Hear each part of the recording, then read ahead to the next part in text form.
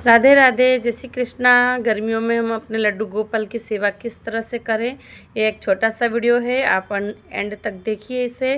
किस तरह से हम गर्मियों में लड्डू गोपाल की सेवा करते हैं। होली के दिन से हम अपने लड्डू गोपाल को ऊनी वस्त्र बिल्कुल पहनाना बंद कर देते हैं, क्योंकि गर्मियाँ बहुत होती है और हम जिस प्रांत में रहते हैं वहाँ गर्मी बहुत ज़्यादा है। इसलिए हम लड्डू गोपाल को अब ऊनी वस्त्र नहीं यूज़ करते। और मैंने अपना लड्डू गोपाल का बिस्तर भी ऊनी बिस्तर था उसे हटा दिया। और जब हम लड्डू गोपाल को बड़े प्रेम से उठाते हैं और उठाने के बाद सबसे पहले हम इन्हें जल पिलाते हैं, ताकि गर्मी के दिन में लड्डू गोपाल को थोड़ी सी शीतलता प्राप्त हो। इसके लिए हम सबसे पहले अपने लड्डू गोपाल को जल पिला करके बिठा देते हैं।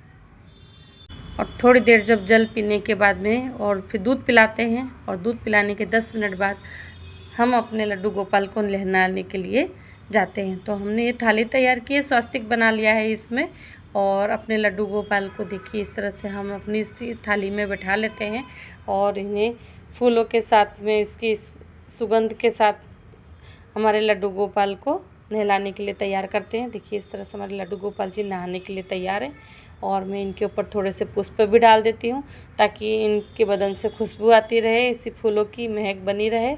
और अभी इसी तरह से मैंने अपने जल में तुलसी का पत्ता डाला हुआ है और उसी जल से मैंने अपने लड्डू गोपाल को नहलाया है। गर्मी के दिनों में हम गुनगुने पानी से नहलाते हैं, ठंडी के दिनों में हम गुनगुने पानी से नहलाते हैं। लेकिन गर्मियों में हमें पानी गुनगुना नहीं करना है, बल्कि जो नॉर्मल पानी आता है, ठंडा भी नहीं, ज़्यादा ठंडा भी नहीं, क्योंकि अभी इतनी ज़्यादा ठंडी नहीं आई है, इसलिए हमें नॉर्मल पानी से नहलाना है। और देखिए कॉटन के रुमाल से मैंने इन्हें उठा लिया और अच्छे से पोंछने के बाद में ये देखिए इसी तरह से हमने हल्के वस्त्र भी इन्हें पहना दिए हैं। देखिए अपने लड्डू गोपाल को मैं अच्छे से पोंछने के बाद हल्के हल्के वस्त्र भी पहना देती हूँ। देखिए कितने प्यारे लग रहे हैं, नहाने के बाद में एकदम फ्रेश फ्रेश इनको महसूस होता है। और अब मैं इनका श्रृंगार करती हूँ। धीरे धीरे इनका पूरा जब श्रृंगार हो जाएगा तब मैं अपने लड्डू गोपाल को इनके स्थान पे बिठाऊंगी। तो देखिए मेरे लड्डू गोपाल को, और जब गर्मियाँ जब आने लगती हैं तो हम जिस तरह से हम हैवी श्रृंगार नहीं करते हैं, उसी तरह से हमें भी अपने लड्डू गोपाल को भी हैवी श्रृंगार नहीं करना है और ना ही हैवी पगड़ी भी बांधनी है। तो देखिए मैंने स्टॉकिंग ऑनलाइन मंगाई हुई थी, तो मैं इसी स्टॉकिंग का उपयोग करती हूँ। और बड़े आसानी से देखिए हमारे लड्डू गोपाल की ये पाग तैयार हो जाती है, पहन लेते हैं ये। इसी तरह से अपने लड्डू गोपाल को मैं पाग पहना देती हूँ। और कोई इवेंट ही होता है तब मैं मुकुट डालती हूँ और इसी पाग से मैं इनका श्रृंगार करती हूँ। देखिए कितने सुंदर लगेंगे ये। इसी तरह से देखिए मैंने 2 स्टॉकिंग को मिला करके इनकी ये पगड़ी तैयार की है। कितनी सुंदर, कितनी प्यारी लगती है पहनने के बाद में। अब हमारे लड्डू गोपाल देखिए बिल्कुल से तैयार हो चुके हैं। ये देखिए मैंने मोर पंख भी इनके लगा दिया है। और जितना हल्का हो सके उतना हल्का श्रृंगार करिए इनका। और अभी तो क्या ज़्यादा गर्मी नहीं आई हुई है, इसलिए आप थोड़ा हैवी श्रृंगार भी कर सकते हैं। देखिए अब हमारे कान्हा जी बिल्कुल तैयार हो चुके हैं। और आप जो इन्हें फल देंगे, जो खाने के लिए ऋतु फल, कोई भी ऋतु फल दे सकते हैं। मौसम के अनुसार जो भी फल आपके पास अवेलेबल हो वो इनको भोग लगा सकते हैं। और अभी हम तो ऐसे ही जल इनके पास में रखते हैं, नॉर्मल जल रखते हैं इनके पास। लेकिन जब ज़्यादा गर्मी आती है तो हमको मिट्टी का घड़ा भी रखना होता है।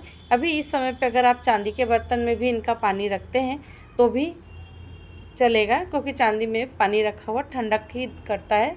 इसी तरह से हम गर्मियों में अपने लड्डू गोपाल की देखभाल करते हैं।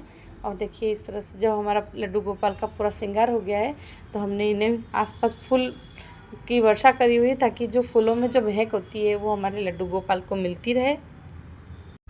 अब देखिए मैं इनका इस तरह से श्रृंगार करने के बाद इनकी आरती उतार लेती हूँ।